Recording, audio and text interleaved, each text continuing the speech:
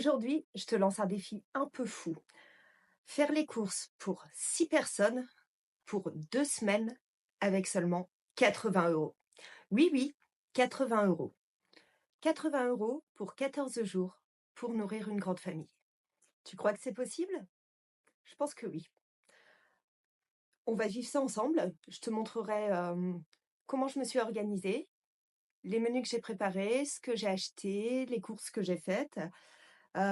Toutes mes petites astuces, pour, ne pas gaspiller et réussir à avoir des menus équilibrés et à optimiser mes repas. Sans sacrifier bien sûr le goût, le plaisir, ni la quantité. D'abord, posons les bases. On est 6 à la maison, donc mes 5 enfants et moi, donc autant dire que ça mange, hein, et ça mange même, plutôt bien, surtout avec 2 ados et des enfants qui ont hérité de la gourmandise de leur maman. Pour que ce soit bien clair et que vous ayez tous les éléments, mes enfants mangent à la cantine le midi 4 fois par semaine. Sur ces 2 semaines de défi, mes 4 grands partent, un week-end chez leur papa. Mon petit Maë de 2 ans et demi vit tout le temps avec moi. Voilà. Si j'ai décidé de faire ce défi, c'est parce que pendant les vacances de printemps là qui approchent, on a un projet plutôt cool avec les enfants et forcément, si on veut faire des activités, bah, ça coûte de l'argent et ces activités, il faut bien trouver un moyen de les financer. Donc en général, j'ai 600 € de budget alimentation par mois, soit en fonction des mois, entre 120 et 150 € par semaine. Donc si j'arrive à tenir ce défi, ça nous permettra donc d'économiser entre 160 et 220 €, ce qui est vraiment pas négligeable et qui serait un plus, vraiment sympa pour notre projet prochain, quoi. Je me suis donc fixée de ne pas dépenser 80 € pour 2 semaines de courses et voici comment j'ai fait. J'ai commencé par faire l'inventaire de mon frigo, donc il me restait de la compote, des yaourts, des tomates cerises, enfin quelques petites choses. Ensuite de mon congélateur qui lui était bien plus rempli, il me restait de la viande et surtout pas mal de légumes surgelés. Ensuite, je suis passée à l'inventaire de mon cellier. Donc il me restait des conserves, notamment de la sauce tomate, des haricots rouges, des soupes. Ensuite, on a des nouilles chinoises pour un régiment. J'avais fait le plein au Nouvel An chinois pendant les promos. Donc des lentilles corail, du quinoa, et puis après des farines, enfin tout ce qu'il faut pour faire de la pâtisserie, donc des goûters si besoin. J'avais aussi profité en début de mois d'une grosse promo sur les pâtes Barilla.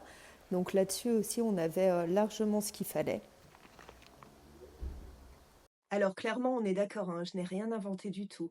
C'est le principe de quelque chose qui existe déjà, qu'on appelle le mois blanc ou la semaine blanche, et qui est une période pendant laquelle on ne dépense absolument rien et on fait avec ce qu'on a à la maison uniquement.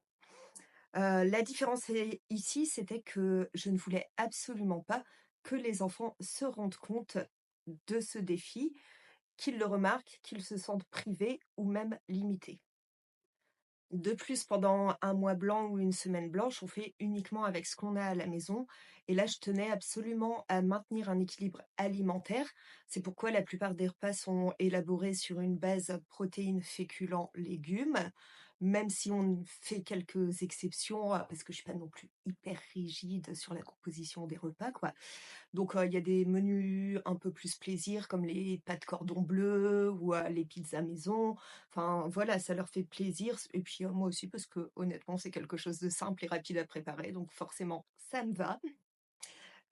Clairement, on est des mamans, on n'est pas des machines donc, un peu de répit et un plat prêt en 10 minutes parfois, bah, ça fait du bien aussi, on va pas se mentir. Et le but, c'est pas de passer des heures en cuisine chaque jour. Enfin, clairement, je préfère passer, du temps à jouer avec mes enfants, plutôt que de passer mon temps toute seule en cuisine à ramer, à préparer, des repas, voilà. Bon, en dehors de ça, on a aussi une corbeille de fruits qui est toujours, à disposition à la maison, voilà, qui permet d'avoir un équilibre aussi alimentaire, relativement correct, je pense. Petit aparté terminé. Ensuite, en fonction de ce que j'avais chez moi, j'ai fait une liste de 15 menus. Puis, j'ai fait une liste de quelques idées de goûter. Et en fonction de ces menus, j'ai fait ma liste de courses. Donc là, me voilà de retour de chez Lidl.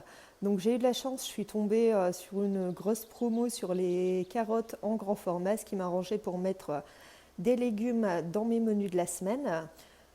Pour les fruits, bah, pareil, j'ai pris des pommes en grand format. Donc niveau fruits et légumes, j'ai aussi acheté des oignons rouges parce que je prévoyais de faire un taboulé.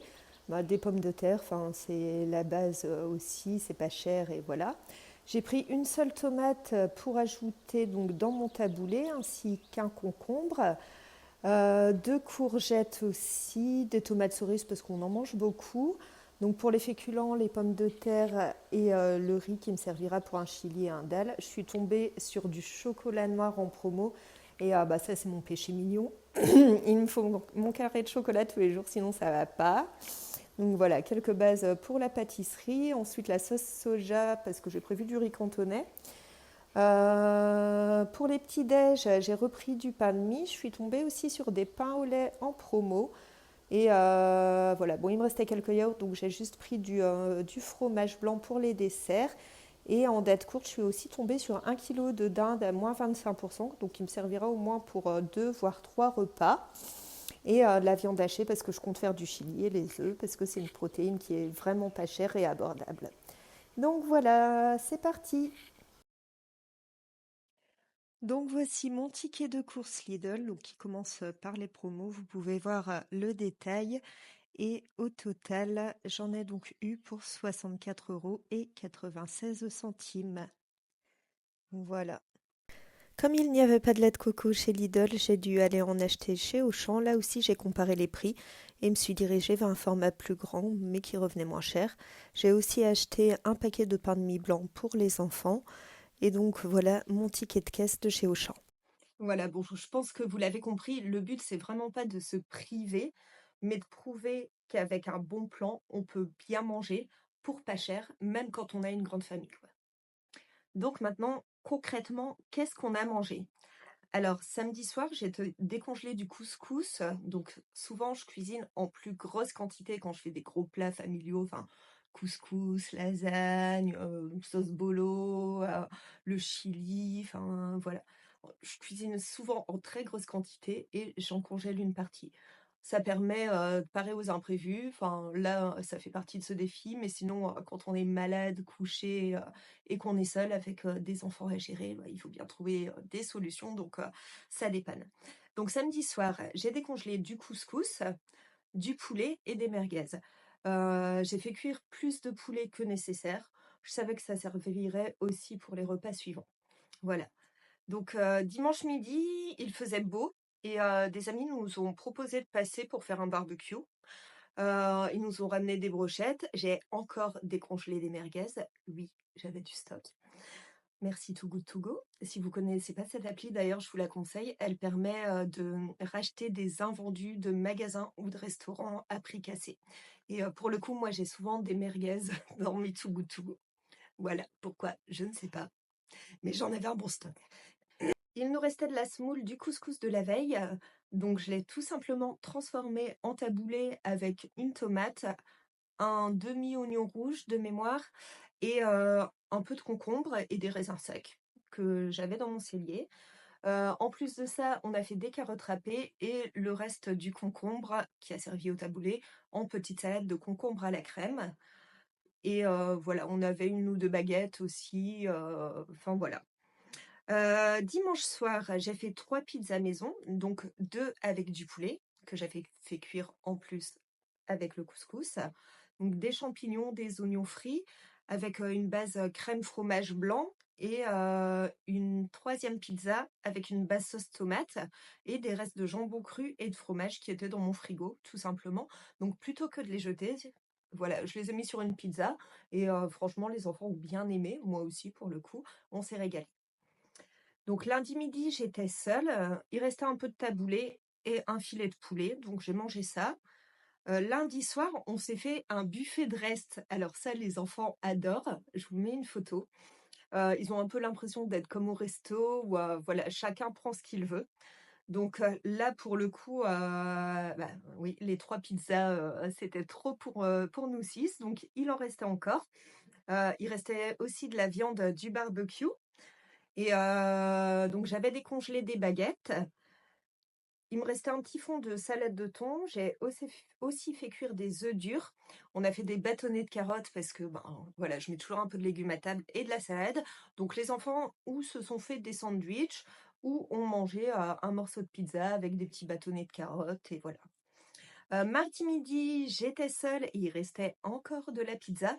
Donc autant, j'évite d'imposer aux enfants de manger plusieurs fois, plusieurs jours de suite le même repas parce que, enfin, clairement, c'est pas marrant, c'est lassant, enfin, ils s'en dégoûtent un peu facilement.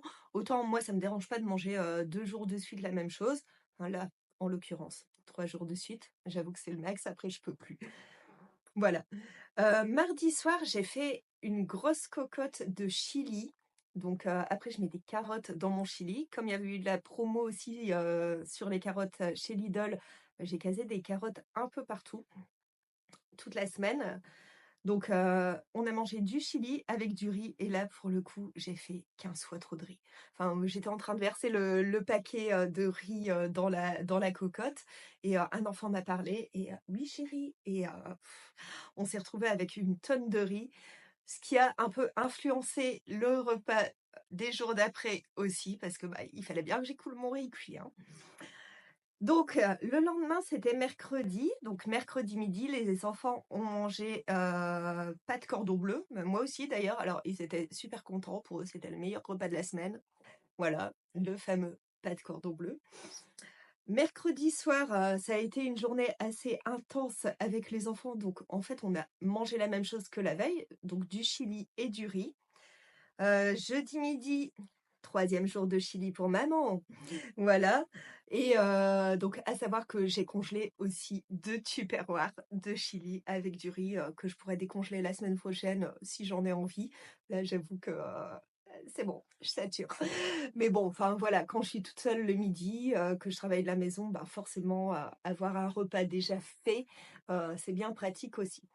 Donc jeudi soir, vous vous souvenez? J'ai fait une tonne de riz, donc il fallait les donc j'ai fait un dalle de lentilles corail avec des carottes que j'ai servi avec mon riz, effectivement. Enfin, on s'est régalé, ça faisait une éternité que je n'avais pas fait de dalle. Donc, pour, ceux qui ne connaissent pas, c'est un plat indien, c'est hyper savoureux et nous, on aime beaucoup, les épices, ce genre de choses. Donc les épices qui donnent du goût, pas les épices qui arrachent, on est d'accord? Voilà et donc bah, tout le monde s'est régalé. J'en ai remangé le lendemain midi, toujours avec du riz. Youpi! Vendredi soir, mes 4 grands sont partis chez leur papa, donc j'étais seule avec mon petit Mike qui a 2 ans et demi. Donc on s'est fait des petits croque-monsieur avec des tomates cerises et bon, il faut savoir que j'aime bien cacher des légumes un peu partout dans tout ce que je fais à manger. Donc pour le coup, je mets des courgettes dans mes croque-monsieur et puis toujours un peu de poivre et de thym, enfin pour rendre, le croque-monsieur un peu plus savoureux et en général, ça plaît aux enfants aussi.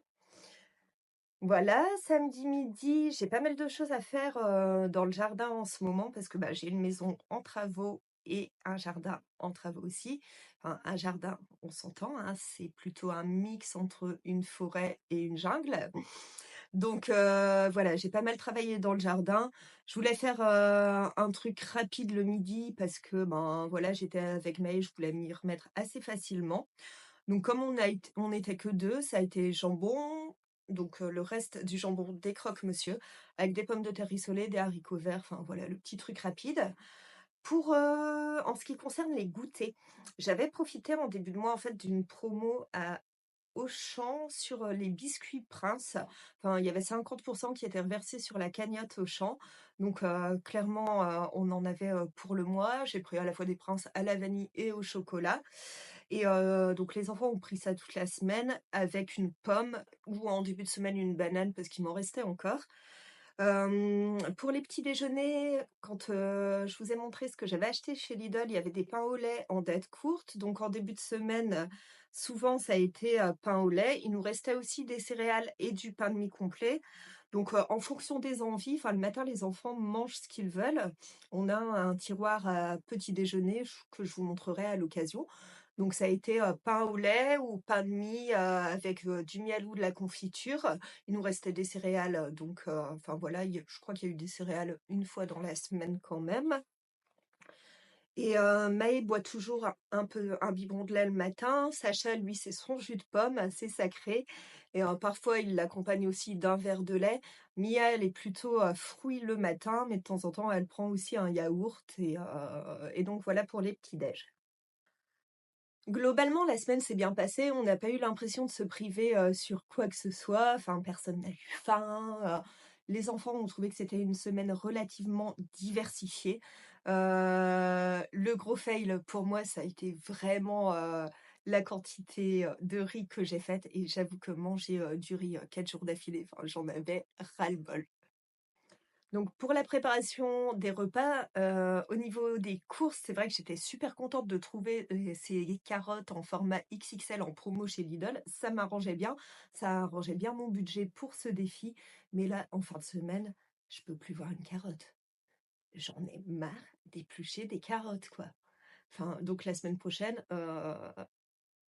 j'allais dire qu'il y aurait pas de carottes au menu, mais si, il m'en reste, il va falloir les écouler. Bref, voilà, j'en ai marre d'éplucher des carottes, mais bon, dans la vie, on n'a rien sans rien. Bon, je pense que, si on prend plus la vie des enfants que les miens, ce qui nous a permis de ne pas nous lasser ou de nous sentir, «privés» entre guillemets, c'est aussi la variété de ce qu'on a mangé. Enfin, on a aussi bien mangé du couscous que mexicain avec le chili, indien avec le dal, italien avec les pizzas, enfin français avec les croques, enfin vraiment les saveurs ont vraiment été diverses et variées et je pense que ça a beaucoup joué sur le fait que les enfants ne se sont, rendus compte de rien, sur cette première semaine de défi. Donc ça, je pense que déjà, c'est gagné. L'astuce que je tire de cette première semaine et qui me semble importante, de vous partager, c'est vraiment le fait de ne pas avoir gaspillé les restes. Enfin voilà, le reste, de la semoule du couscous a été transformé en taboulé. Le reste du poulet a servi à agrémenter la pizza. Si vous n'avez jamais, fait ça chez vous, tentez le buffet de reste. Vraiment, enfin les enfants, adorent et puis ça permet vraiment d'éviter le gaspillage. Donc vraiment, en évitant le gaspillage et en se montrant créatif, je pense qu'on peut aussi faire de belles économies. Alors, vous pensez que je vais y arriver? Dites-moi en commentaire.